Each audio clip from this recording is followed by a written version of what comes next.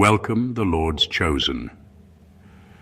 There are moments in life when the universe doesn't whisper. It stands up, folds its arms, and waits to see if you're finally ready to become who you were always meant to be. There's a strange truth most people never realize. According to psychologists, the human brain makes over 35,000 decisions every single day. Yet only a handful of those decisions actually shift the trajectory of a person's life. And here's the part people won't admit out loud. Most of us run on autopilot, recycling the same reactions, the same fears, the same patterns, hoping for a future we're too afraid to reach for.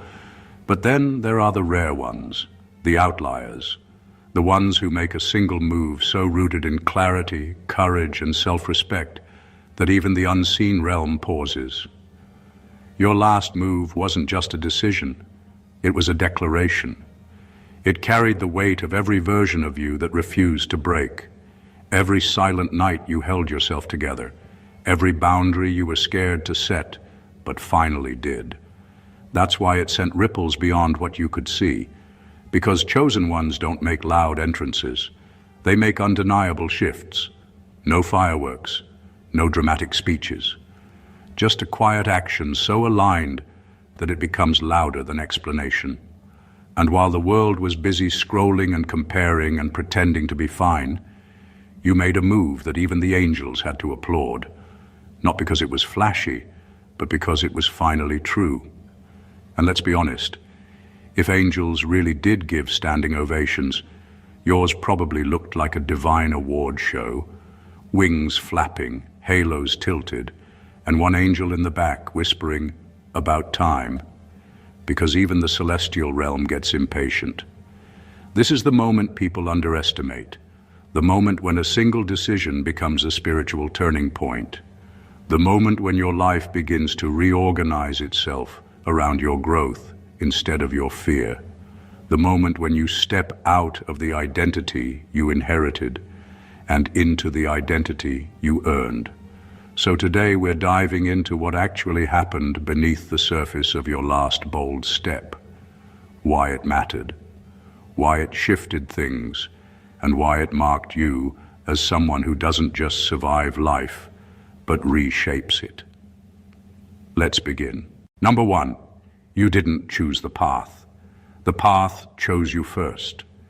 People love to say they found their purpose, like purpose is something you can pick up off a shelf if you look long enough or pray hard enough or hustle louder than the next person. But the truth is far stranger and far deeper. Purpose is usually the one doing the choosing. Long before you felt ready, long before you understood yourself, long before you felt worthy of the life you're stepping into, something in you was already being pulled, shaped, angled toward a direction you couldn't name yet. When you finally made that last move, it felt sudden to you. It felt like bold courage in the moment. But it wasn't sudden at all. It was the result of dozens of tiny internal recognitions you ignored, swallowed, or dismissed as just thoughts.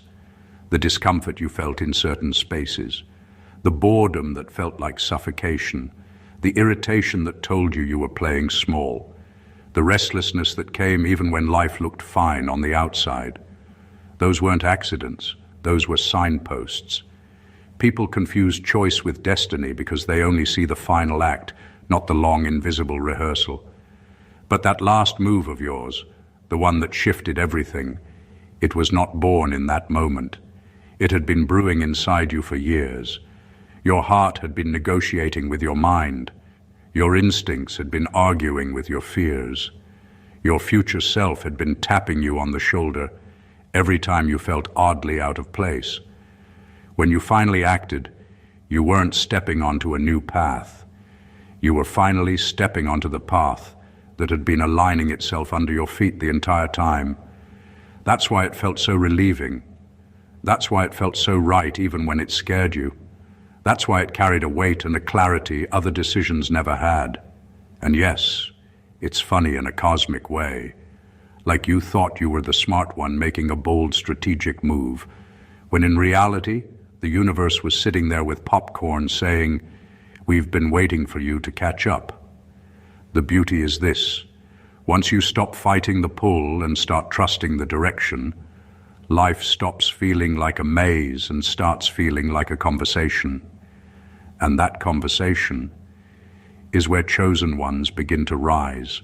Number 2, you are rewarded for the battle no one saw you fight. Most people think victories are about what the world can witness: the announcement, the achievement, the applause, the photos, the "look at me now." But the truth is painfully simple and endlessly overlooked. The real rewards come for the battles no one ever saw, no one ever praised, and no one ever even guessed you were fighting. Every time you stayed calm when you wanted to explode. Every time you kept going when you were exhausted. Every time you swallowed pride to keep peace, or spoke up when silence would have suffocated you. Every time you carried pain in silence because you didn't want to burden anyone. Every time you protected your own peace even though it meant losing something or someone familiar. These things do not make headlines. They do not get likes. They do not get acknowledgement, even from the people closest to you. But they shape you in ways that public achievements can't touch. When you made that last move, it wasn't just a smart decision or a brave moment. It was the culmination of years of private discipline, years of telling yourself just one more step, years of choosing integrity when convenience begged for betrayal, years of holding yourself together when you felt like you were unraveling in slow motion. People see the result and admire the outcome, but they miss the foundation. They miss the nights you prayed without speaking, the mornings you got up without hope but still stood anyway, the silent promises you made to yourself and actually kept, the maturity you built alone without witnesses. So when the universe rewarded you, when things aligned, opportunities opened, clarity arrived, or peace finally settled, it wasn't because you suddenly became worthy. It was because you had been proving your worth long before the spotlight ever flickered in your direction. And it's almost funny in a cosmic way. Everyone celebrates the move, but the real applause belongs to the unseen version of you who refused to quit when quitting would have been so easy. That's the hidden truth about growth. It's not the visible triumph that changes you. It's the invisible endurance. And when endurance finally meets action, even heaven can't sit still. Number 3, you took the unpaid route, and that's why you were backed. There's a hidden economy in life that most people never learn to read. The value of actions that pay nothing immediately, but pay everything eventually. When you made that last move, it didn't come with applause or instant results or reassurance from the crowd. It came with uncertainty. It came with loneliness. It came with that quiet feeling of walking in a direction nobody else could see the point of yet. Most people chase what feels good in the moment, what looks impressive, what earns validation, what keeps them comfortably understood. But you did something different. You chose the route that didn't promise a reward, didn't guarantee applause, and didn't even guarantee safety. You chose alignment over approval, integrity over convenience, and growth over applause. And that is exactly why forces beyond the visible take notice. Not because you were perfect or fearless, but because you acted without being paid. You didn't jump because someone told you it would pay off. You didn't jump because it would look good. You jumped because it was right. And that is a currency very few people ever spend. When you walk a path no one is cheering for, you're actually telling the universe something very loud. I trust myself enough to bet on me even when no one else is betting too. That kind of self-trust is magnetic. It reorganizes people, opportunities, conversations, and timing around you without you even chasing them. It's almost comical when you think about it. People hustle for applause like it's oxygen, yet you breathe deeper without it. You gave effort without applause, courage without witnesses, purpose without followers. And then they wonder why things started falling into place around you, as if it was coincidence. No, it wasn't coincidence, it was economy, it was spiritual math. When you pay with honesty, time, courage, discipline, and self-respect, the return may not come today or tomorrow, but it always comes. Not as a reward for being lucky, but as a return for being rare. So when you finally made that move, it wasn't just a choice, it was a deposit. And the standing ovation you felt, even if it came as peace or clarity or momentum, was simply the interest finally being paid.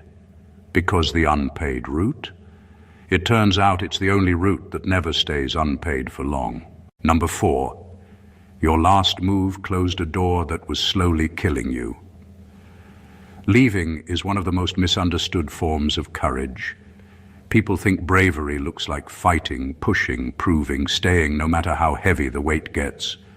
But sometimes bravery looks exactly like walking away, not out of weakness, but out of survival, clarity, and deep respect for yourself. When you made that last move, you didn't just end a situation. You ended a slow erosion. You ended something that chipped at your confidence, your spirit, your sense of peace, your identity, even if you couldn't fully name it at the time. These things rarely break us all at once. They don't come like storms. They come like leaks, small, consistent, easy to ignore. And before long you wake up feeling tired, empty, confused, and guilty for wanting more than you're allowed to have. Closing that door wasn't dramatic, it wasn't loud, it wasn't flashy, but it was necessary in a way most people never admit to themselves. Life is too short to keep living in environments that whisper less when your soul is shouting more. The moment you walked away, you weren't throwing something away. You were reclaiming something. You were telling yourself that comfort is not the same as peace, familiarity is not the same as growth, and loyalty is not the same as self-neglect. Many people stay because leaving feels like betrayal. But staying when you're dying inside is the real betrayal, the betrayal of your own future.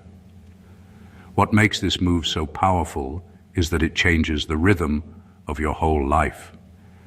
Suddenly, your decisions get cleaner, your thinking gets sharper, your heart stops fighting itself every morning, your boundaries stop being invisible, your peace stops being negotiable. It's almost funny how people react when someone leaves something that no longer serves them. They say, "Why would you do that?" As if staying in pain is the moral high ground. No, the moral high ground is walking toward life. By closing that door, you didn't lose. You gained space, clarity, time, energy, and a chance to finally build something that can actually hold you instead of drain you. And that is why even unseen forces rise for that kind of move. Because choosing life over habit is the rarest courage of all. Number 5, you finally prioritized your original self over your performed self. Most people spend their entire lives polishing a version of themselves they hope the world will approve of, like they're walking around with a permanent audition tape playing on repeat. They smile when they're tired, agree when they're drowning, stay silent when they're burning. They perform because they're terrified that if they stop, they'll stop being loved, accepted, or seen. But something broke through in you when you made that last move. Not in a destructive way, but in a liberating one. You stopped treating yourself like a project to be managed and started treating yourself like a truth worth honoring. You stopped asking, "Will they like this?" and started asking, "Is this me?" And that shift is rarer than people think. Your original self isn't loud. It isn't dramatic. It doesn't need a spotlight. It's quiet, steady, honest, and deeply tired of being edited out. It just wants room to breathe, room to speak, room to choose, room to fail, room to grow without being judged every step of the way. When you finally gave it that room, it felt like coming home to a place you'd forgotten you owned. The performed self can get you through social situations, can get you compliments, can even make you feel safe for a while. But it can't take you anywhere worth going. It can't build peace. It can't create fulfillment. It can't generate purpose. It can only keep you busy pretending. When you chose authenticity over performance, you didn't just make a decision, you rewired how you relate to life. Your relationships began to sort themselves out. The people who only loved the performance drifted away, and the ones who actually saw you stepped closer. Your goals became clearer because they weren't filtered through other people's expectations anymore. There's something almost humorous about it too. The world often acts shocked when someone stops performing and starts being real, like it's suddenly missing half its entertainment. But the truth is this: authenticity is not a rebellion, it's a return. It's you stepping back into yourself after years of borrowing costumes you never meant to keep. That last move mattered because it wasn't just about changing direction. It was about changing allegiance, switching from pleasing everyone else to protecting the most important person in your life, yourself. And that is the kind of shift that even silence can't compete with. Number 6, you shifted from pleasing to positioning. There's a moment in development that almost no one talks about because it's subtle, internal, and impossible to explain to someone who hasn't felt it. The moment you stop living for approval and start living for direction. Pleasing is reactive. It bends, adjusts, softens, hides, explains, apologizes. Positioning is proactive. It aligns, defines, declares, holds space, and moves with purpose, even when no one is watching. When you made that last move, you stepped out of the old pattern, where every decision was weighed against how it might make someone else feel, how it might look, how it might be judged. You stopped carrying other people's emotional comfort like it was your personal job description, and instead, you started carrying your own trajectory. People mistake positioning for selfishness because it doesn't come wrapped in applause or sweetness. But real positioning isn't about taking from anyone. It's about finally giving yourself what you've been denying: clarity, stability, direction, and trust in your own judgment. The shift is dramatic, even if it doesn't look dramatic on the outside. Inside, it's like going from walking with a puppet on your back to finally walking on your own 2 feet. You stop outsourcing your worth. You stop editing your choices to fit someone else's narrative. You stop treating every boundary like a crime. Once you begin positioning, something interesting happens. People no longer make space for you. Space shows up around you because you're no longer shrinking to fit patterns that never belonged to you. It's also funny how freeing it feels. The first time you choose a direction without checking the crowd, it almost feels like getting caught doing something illegal, even though it's the most legal thing in the world. Your last move mattered because it wasn't about saying no.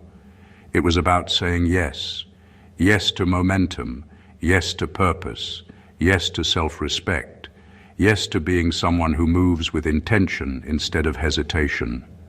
When you shift from pleasing to positioning, you stop being carried by life's currents and start steering your own ship. You stop reacting to the world and start shaping how the world interacts with you. And that kind of shift, it doesn't just change your path. It announces to everything around you that you're finally ready to lead your own story. Number 7, you broke a generational pattern without announcing it. Some changes don't come with fireworks or speeches. Some changes slip through time quietly, like someone opening a window in a room everyone thought was meant to stay stale forever. When you made that last move, you did something most people only dream about on their deathbeds. You broke a pattern that had been humming through your bloodline long before you were born. Generational patterns aren't always dramatic. They're subtle habits, emotional shortcuts, beliefs, fears, cycles of silence, cycles of overgiving, cycles of self-sabotage, cycles of staying where you're not respected, or leaving when you should stay. They're like invisible scripts passed down without permission, shaping choices even when no one can explain why they keep repeating the same mistakes. When you stepped differently, spoke differently, set a boundary, walked away, or stepped towards something aligned, you weren't just changing your own life, you were rewriting a rule that had been followed for decades without anyone questioning it. And you did it without applause, without social media declarations, without turning it into a motivational poster. That's what makes it powerful, because breaking a cycle isn't about being dramatic. It's about being disciplined. It's about being aware. It's about choosing growth when comfort is begging you to stay small. It's about tolerating being misunderstood by people who love you, but can't yet see what you see. Most people repeat what they know because it feels safe even when it hurts. You chose what you didn't know because it felt true even when it scared you. That's rare. That's spiritual. That's generational. And here's the wild part. The people who come after you will benefit without ever knowing what you did. They'll walk into relationships with healthier expectations. They'll choose paths with clearer purpose. They'll feel emotions they were taught to bury. They'll build lives with patterns that actually support them, all because you made one decision and didn't explain it to anyone. In a world obsessed with recognition, you delivered one of the greatest achievements possible and didn't even need a trophy. You changed the future simply by refusing to repeat the past. That is the kind of move that doesn't just get applause, it earns legacy. Number 8, you finally chose long-term peace over short-term comfort.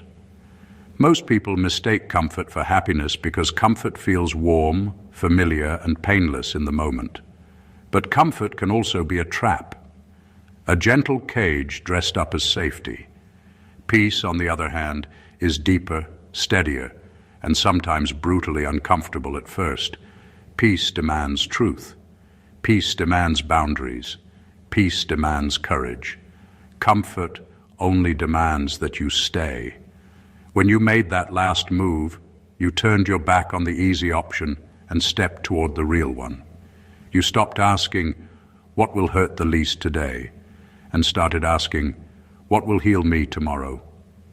That shift changes everything because it rewrites how you measure success, survival, and growth.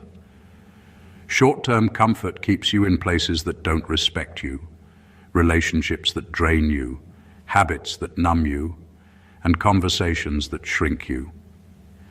They feel safe not because they're good, but because they're known.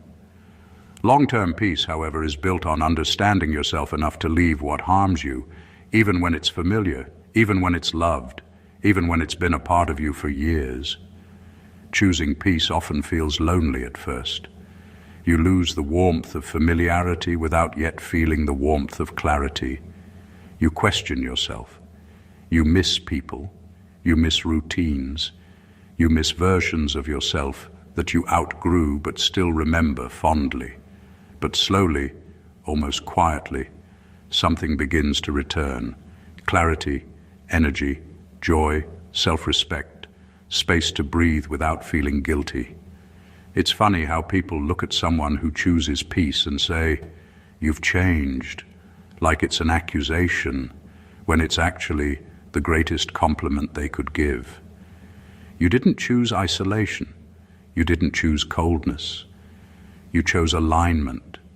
And alignment has a way of attracting the right people, the right opportunities, the right conversations, and the right growth. Not because you became lucky, but because you became available to what actually fits you. Short-term comfort is like eating candy for every meal. It feels good until it destroys your health. Long-term peace is like eating what nourishes you.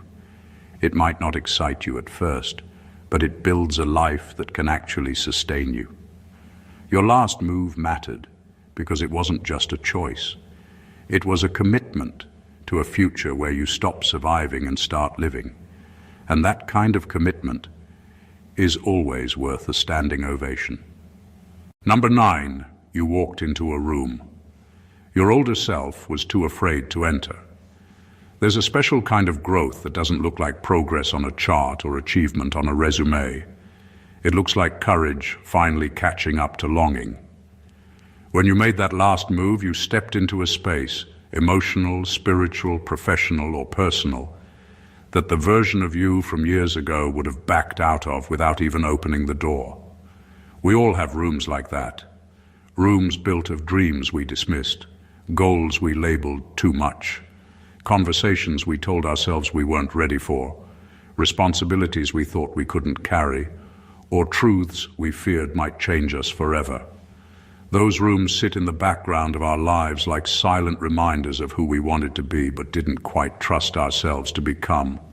Walking into one of those rooms is more than a decision. It's a reconciliation. It's telling your younger self, you were right to want this. I'm here now. I can do this. I can hold this. And that is powerful in ways people rarely articulate. What makes it even more extraordinary is that the fear that kept you out wasn't usually about the room itself. It was about who you thought you weren't yet.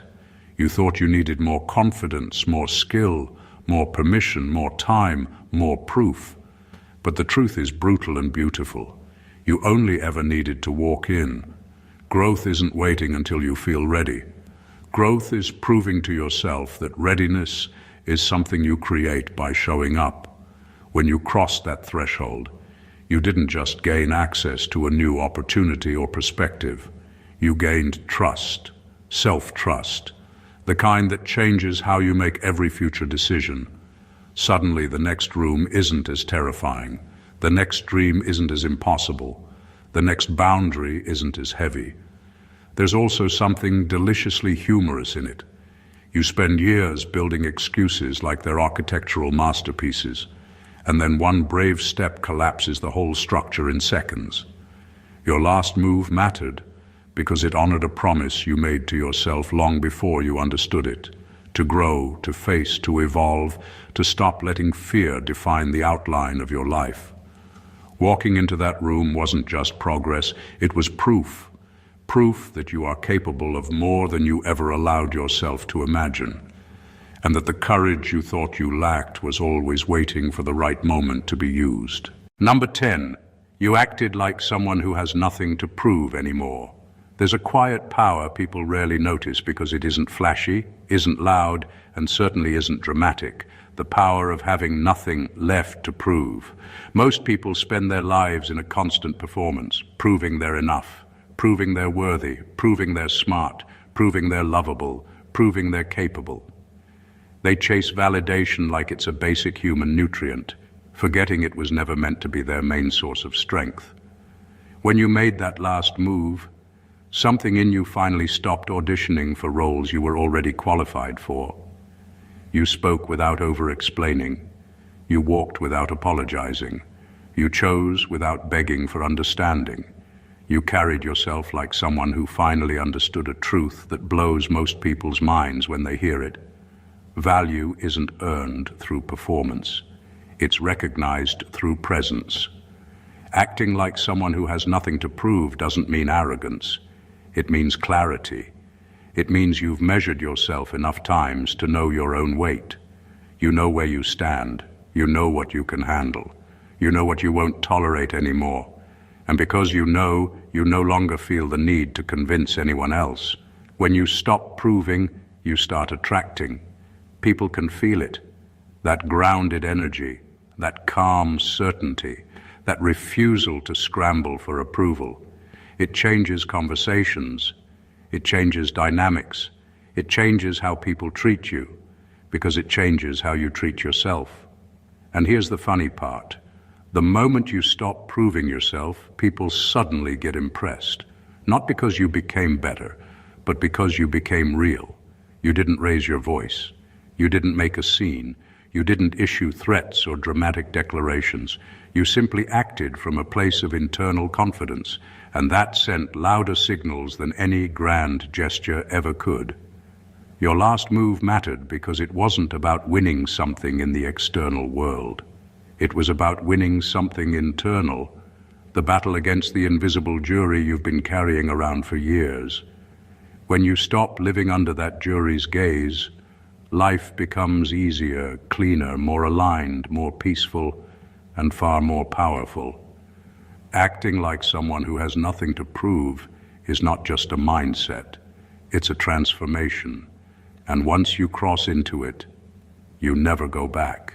Number 11, you demonstrated mastery over your impulse, not your image. Most people spend their energy polishing how they look on the outside, how calm they seem, how wise they sound, how unbothered they appear. They curate impressions like they're decorating a living room meant for strangers. But the real work, the kind that actually changes a life, happens deeper than that. It happens when you stop letting your impulses run the show and start deciding which ones get the mic. When you made that last move, you didn't just act. You mastered yourself in a way most people never even attempt. Impulses are powerful. They're fast, emotional, instinctive. They want immediate relief, say the harsh truth, exit the situation in anger, chase the quick comfort, defend your ego, make it about you, react, react, react. Image is easy. Anyone can pretend to be patient for a camera or a crowd. But impulse mastery? That's private. That happens when no one is watching, when you're tired, when you're triggered, when you're feeling small, when you have every reason to explode or withdraw or numb yourself or lash out. And yet, you didn't. You paused. You chose. You stayed aligned. You acted with intention instead of reflex. That kind of self-command changes your trajectory more than any external achievement ever could, because it rewrites how you engage with the world. You start making wiser decisions, not because you suddenly became smarter, but because you stopped letting raw emotion hijack the steering wheel. There's something almost comedic about it too. People get applauded for looking composed, but the real heroes are the ones who manage not to say the thing that would have burned down the whole conversation. The ones who swallow pride instead of swallowing peace. The ones who choose growth over instant satisfaction. When you master impulse, you gain control over outcomes without fighting for them. Your relationships stabilize, your mind calms, your self-respect rises, your decisions stop being accidents and start being architecture.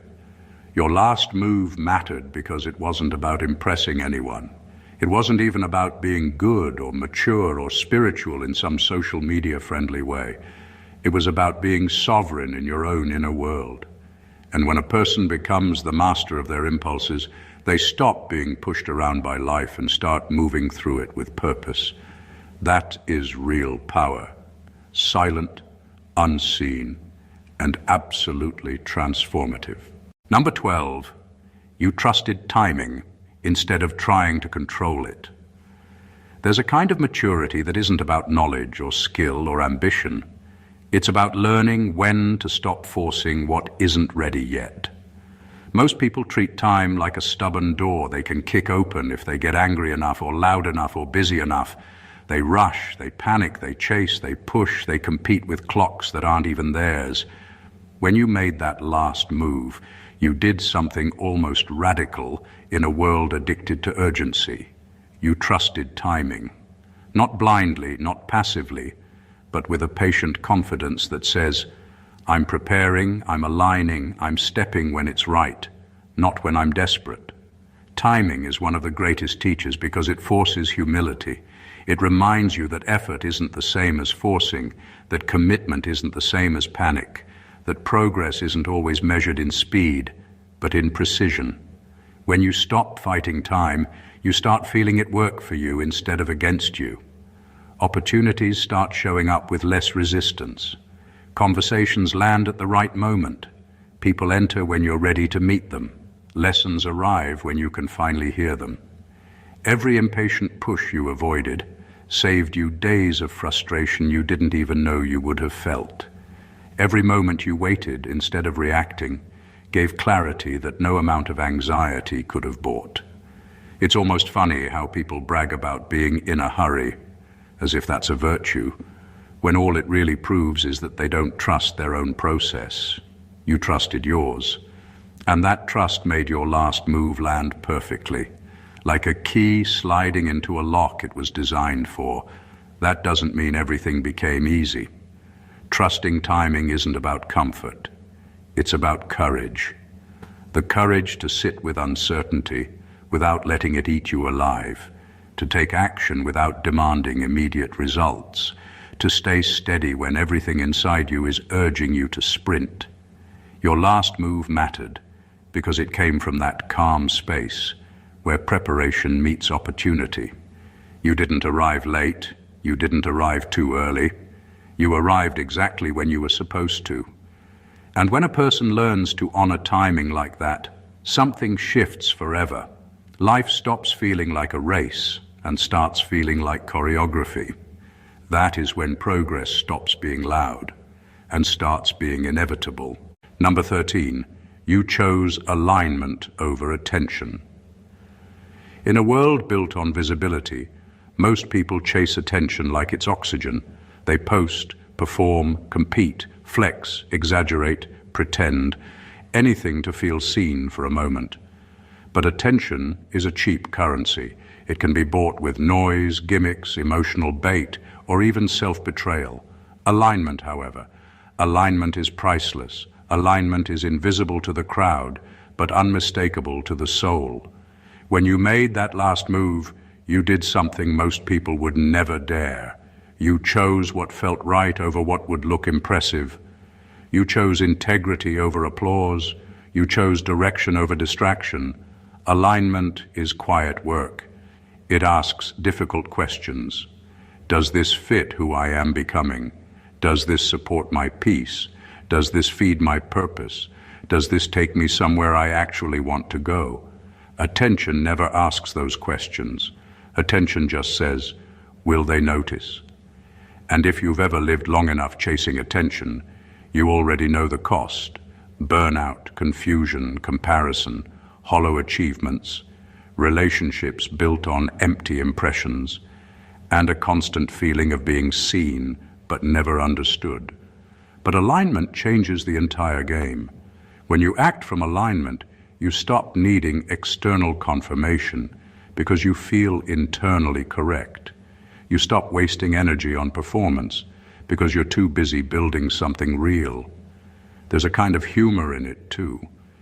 People will stare at someone who stops seeking attention like they've suddenly turned invisible, while that person is quietly becoming more powerful than they ever were with the spotlight. Your last move mattered because it wasn't driven by ego. It wasn't driven by fear of being forgotten, overlooked, or underestimated. It was driven by coherence, that satisfying click when your actions finally match your values, your desires, and your vision. When alignment hits, life stops feeling like a juggling act and starts feeling like a straight line.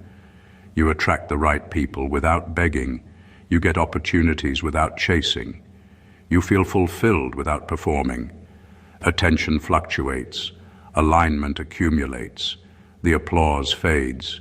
The growth stays. By choosing alignment, you didn't just make a decision. You set a trajectory that will shape years, maybe decades, of your life. And that is the kind of move that no audience can reward, but every version of you, past and future, will forever thank. Number 14, you proved that growth isn't loud, but it is decisive. People love dramatic stories of transformation, the explosions, the tears, the grand declarations, the before and after photos. But real growth rarely announces itself with fireworks. Real growth moves like water, slow, steady, persistent, reshaping everything it touches without ever needing to shout. When you made that last move, it didn't come wrapped in hype. It didn't require a crowd to validate it. It didn't need a motivational speech to justify it.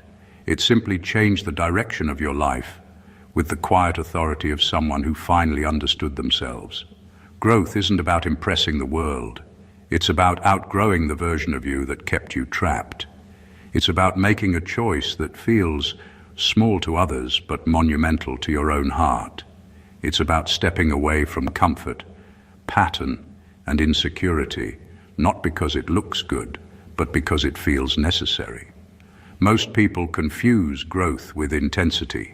The louder, the better, the harder, the more dramatic, the more transformational it must be. But intensity without clarity is just chaos dressed up as progress. Growth without decisiveness is just longing without movement. Your last move mattered because it was decisive. You didn't half-step. You didn't wait for permission. You didn't ask for correction, reassurance, or applause. You acted with a clean certainty that comes only when insight finally meets courage. There's a reason decisive moves feel different in the body. Your shoulders drop, your breathing steadies, your mind stops arguing, and something deep inside says, yes, this is it. That feeling is growth signing its name on your life. And here's the funny truth. People will often miss it entirely. They'll keep looking for the big spectacle while the real change is happening quietly in the background, rearranging your future like a master architect who doesn't need an audience. But you felt it, you know it, you can't unfeel it. That last move didn't just alter a situation. It rewired a trajectory. It told the old you served me, but you're done now.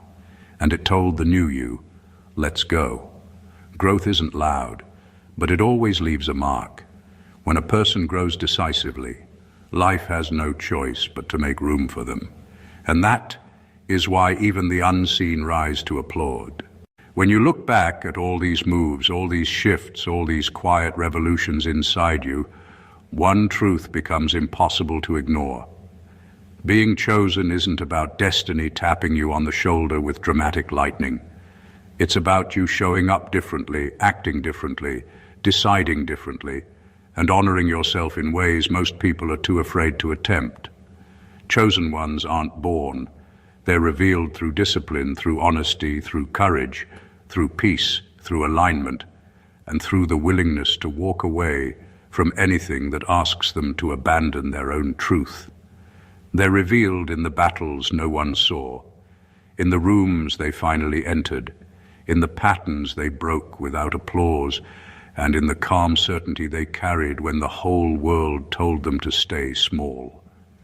Every move you made mattered not because it was perfect, but because it was real. Every choice mattered not because it was loud, but because it was decisive. Every step mattered not because it was easy, but because it changed you. And when a person changes in that way, when their actions finally match their purpose, even forces beyond sight can't help but stand. Not for the achievement, but for the courage it took to get there. So if you felt even a spark of recognition while listening, if something inside you whispered, "This is me," then maybe the standing ovation isn't for what you did, but for who you're becoming. Thank you for spending this moment with me. If this video spoke to you, don't forget to subscribe, drop a like, leave a comment with what hit you the most, and share it with someone who needs to hear it today. Because the journey gets lighter when we walk it together. Until next time, stay chosen, stay blessed always.